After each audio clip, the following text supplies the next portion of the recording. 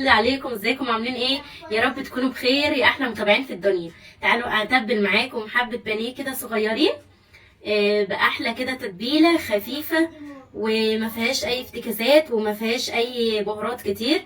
انا طبيعتي في الاكل ما بحبش البهارات كتيره، هي الحاجه كده بلذتها وطعمتها بتبقى طعمها زي العسل، وما بحبش اكتر البهارات والحاجات دي عشان ما تغطيش على طعم الحاجه.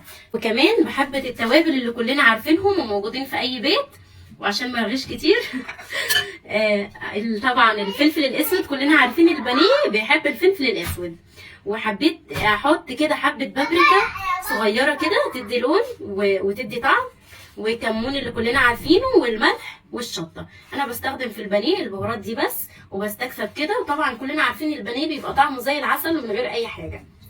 وبنعها في خل وما بكترش الخل عامه، وكمان الليمون وحبه دقيق صغيره بتضيع الزفاره، وبنقعهم كده على جنب كده في ميه لحد ما يطير كل البكتيريا اللي في الفراخ والزفاره.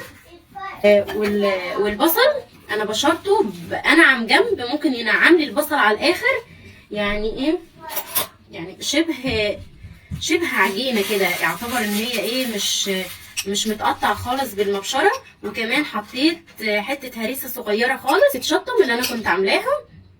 انا هستكفي بكده. وكمان بيضه، في ناس مش بتحب البانيه عليه البيض، بس انا بحط بيضايه كده بتدي طعم جميل للبانيه وتكه حلو.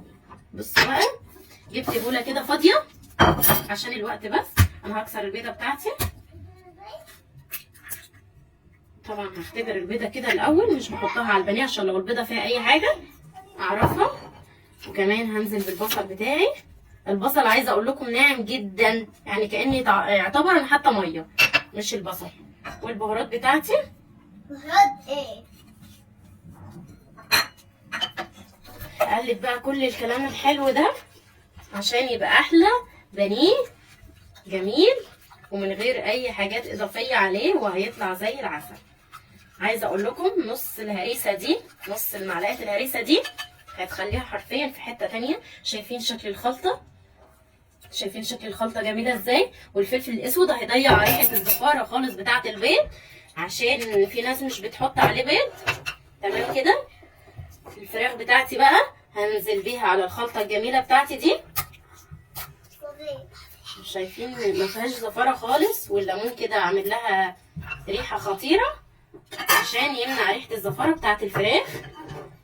هقلب بقى كل الفراخ في البانيه في الخلطه دي كده البانيه لحد ما شرب من الخلطه الجميله دي معايا بالشكل ده. طبعا انا ضمنت ان هو شرب من الخلطه. هبتدي بقى اطلع البانيه كده. شايفين؟ بصوا شكل الخلطه. عايزه اقول لكم ريحته خطيره. انا هنزل كده بيه على الفيجيتار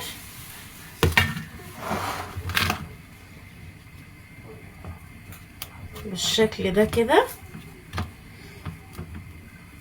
وانا مش هنزل على طول في الزيت. انا كده بطنته كده، مش هنزل على طول في الزيت. انا هسيبه كده بتاع 10 دقايق بس لحد ما اعمل الكميه كلها، واسيبه 10 دقايق.